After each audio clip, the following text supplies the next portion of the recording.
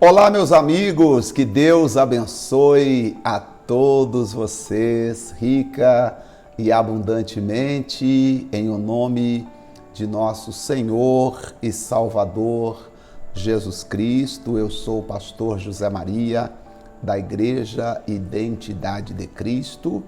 Estamos retornando com mais um devocional e hoje será o último capítulo da segunda carta de Paulo aos Coríntios. Estaremos terminando aqui a leitura, as cartas que Paulo escreveu a Coríntios. Daí, nós vamos continuar a nossa leitura, já falando do livro ou da carta aos Gálatas, depois Efésios e depois vamos para Filipenses e vamos prosseguir a nossa leitura tão maravilhosa. E, gente, eu não sei o que seria de nós se não fosse essa leitura da Bíblia. Peço desculpas, às vezes o vídeo trava, não consegue subir tão rápido, às vezes demora. Eu sempre gosto que os vídeos sejam colocados todos os dias às 23 horas, horário de Brasília, mas eu queria que vocês entendessem que é uma luta espiritual, porque tem dia que o vídeo trava e não vai, sabe? A gente tem que deletar, fazer de novo, tentar mandar para o YouTube. E a internet boa, não é questão de internet. Eu acho que às vezes é até uma questão espiritual, parece. Só pode porque tem dia que realmente é difícil. Tem dia que nem conseguimos, fica a noite toda e não conseguimos. Só no outro dia, com muita insistência, é que nós conseguimos assim finalizar o upload do vídeo. Mas não tem problema não, já estamos na segunda carta de Paulo, terminando a segunda carta de Paulo a Coríntios, e hoje será o último capítulo e, portanto, olha, já lemos Mateus, Marcos, Lucas, João, Atos, já lemos Romanos. Meu Deus, tanto assim? Olha na sua Bíblia aí. Nós lemos Romanos? Meu Deus, olha aí. Lendo, o tempo passou. Se não tivéssemos lido, o tempo teria passado do mesmo jeito. Então, que bom que você e eu estamos passando o tempo fazendo aquilo que é agradável ao Senhor. Paulo vai dizer aqui, examinai-vos a vós mesmos. A última carta, ele falando com os irmãos, como eu disse, ele chama a atenção das pessoas de Corinto, que eram pessoas que não estavam se preocupando com a lealdade espiritual, eram pessoas que achavam que simplesmente Deus olhava o que estava do lado de fora, ou seja, o importa nós ser, ou fazer, ou mostrar quem somos. E eles não importava o que estava do lado de dentro. E Paulo, então, já falava com eles, gente, não é assim. Deus não julga o exterior, Deus julga o interior. E aqui Paulo vai deixar a sua palavra final. É esta a terceira vez que vou ter convosco. Por boca de 2 ou 3 testemunhas será confirmada toda a palavra. Já anteriormente o disse, e de antemão digo como estando presente uma segunda vez. Mas agora, estando ausente, o escrevo aos que antes pecaram e a todos os mais, que, se outra vez for, não lhes pouparei. Paulo está dizendo, olha, já mandamos cartas para aqueles que pecaram, havia pecadores contumaz na igreja de Corinto, pessoas que pecavam e achavam que não tinha problema porque eles estavam fazendo a obra de Deus, tá? E que as suas obras justificariam os seus pecados.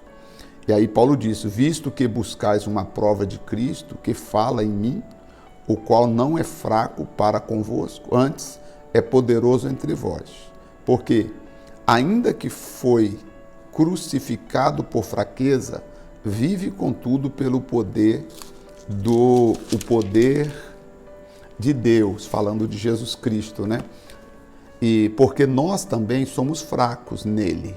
mas viveremos com Ele pelo poder de Deus em nós. Então nós só vamos conseguir viver uma vida bem com Deus se o poder de Deus estiver operando em nós. É o versículo de número 4.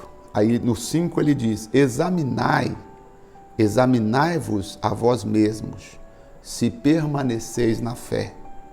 Provai-vos a vós mesmos, ou não sabeis, quando a vós mesmos, que Jesus Cristo está em vós? Se não é, que já estáis reprovado. Paulo está dizendo assim, olha, traduzindo as palavras de Paulo aqui, eu creio que Jesus Cristo está em vocês, se é que vocês já não estão condenados ao inferno, se é que vocês já não estão reprovados. Mas espero que entendereis que nós não somos reprovados, porque nós buscamos cada dia melhorar a nossa vida na presença de Deus. É o que você busca também, cada dia melhorar a sua vida na presença de Deus?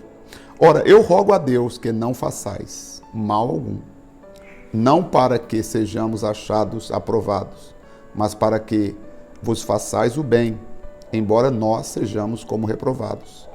Porque nada podemos contra a verdade, senão pela verdade. Nós temos que viver a verdade em Deus, sempre pela verdade. O que é a verdade? É o que está escrito, é aquilo que a palavra de Deus diz, mas não é a verdade que alguém falou.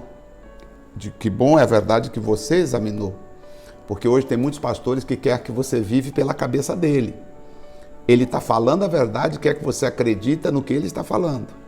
Só que ele não entendeu que nós somos porta-voz, nós temos que falar aquilo que Deus está falando, e não eu colocar como se dentro da verdade que eu estou falando, eu coloco a minha vontade, eu coloco as minhas palavras, eu manipulo para que você faça o que eu quero.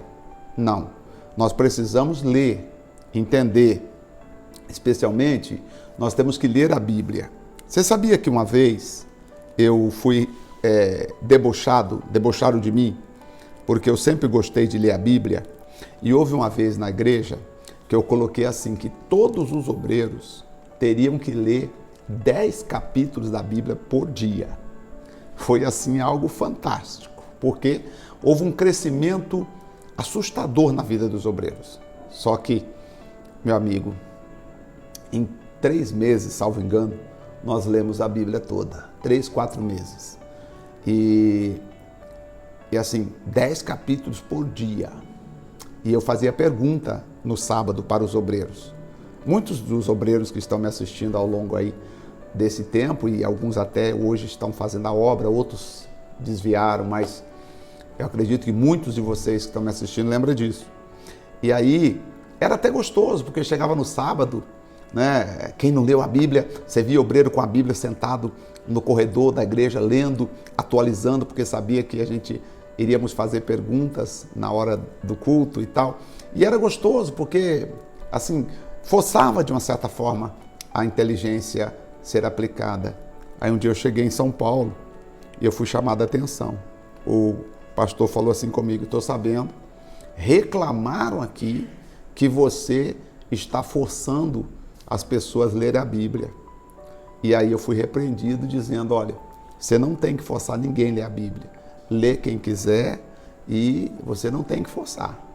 Graças a Deus que essa pessoa que reclamou, ela reclamou no final, que nós já tínhamos terminado. Mas imagina, se ela reclama no meio ali, a gente ia ficar meio constrangido. Também eu nunca quis saber quem é essa pessoa, porque no meio de 12 tem sempre um Judas. Mas eu acho que aqueles que leram a Bíblia comigo, hoje que estão firmes em Deus, hoje eles agradecem, porque se a firmeza que eles têm é naquele momento em que eles entenderam a Bíblia, estudando a Bíblia junto. E aí Paulo está dizendo aqui: nada podemos contra a verdade. Se você está firmado na verdade, a sua vida sempre vai prevalecer na palavra do Senhor Deus. Achei estranho, porque se falam tanto de gostar de ler a Bíblia, não, porque você tem que viver na palavra, você tem que andar na palavra, porque você tem que se pautar pela palavra. Aí achei estranho chegar lá e ser tão repreendido assim severamente, me chamarem lá só para dizer, você não pode obrigar as pessoas a ler a Bíblia. Estou sabendo que você está obrigando. Eu falei, não estou obrigando, eu apenas fiz um convite e fizemos um desafio e os obreiros aceitaram o desafio e foi legal. Obreiros, pastores, enfim, foi gostoso. Pois é, porque a verdade é importante. Porque quando você lê, você entende e aí você vai além. Você não vai ficar preso naquilo que as pessoas falaram, porque você vai, mesmo que a pessoa fala, você diz e fala, não, mas peraí, eu li, eu vi o que está escrito. Bom, Paulo vai continuar, verso 9, porque nos regozijamos de estar fracos, quando vós estáis fortes, e o que desejamos é a vossa perfeição. Portanto, escreva estas coisas, estando ausente, para que, estando presente, não use de rigor, segundo o poder que o Senhor me deu para edificação, e não para destruição. Eu vou estar aí com vocês, e quero usar o poder que eu tenho, não para rigor, mas para edificação. Porque existem pastores, existem pessoas, existem igrejas que estão usando o poder para rigor, como se eles fossem o dono da igreja, como se eles fossem o senhor da igreja, como se todas as pessoas tivessem que obedecer aquilo que o fulano disse, o cicrano falou. Quanto mais, irmãos, regozijai-vos, sede perfeito, sede consolado, sede de um mesmo parecer e vivei em paz. E o Deus de amor e de paz será convosco. Saudai uns aos outros com ósculo santo. Eles tinham o costume de saudar beijando, né? Hoje na Bíblia não tem um costume. Qual é o costume de saudar, pastor? Bom, qual que é a saudação no Brasil? Bom dia, boa tarde, boa noite, oi, como vai? Então não tem um costume bíblico de saudação, sabia disso? Eu gosto de falar a paz do Senhor, ou graça e paz. Paulo sempre falava a graça do Senhor Jesus Cristo e o amor de Deus e a comunhão do Espírito Santo seja com todos. Paulo sempre falava assim, mas não tem uma regra.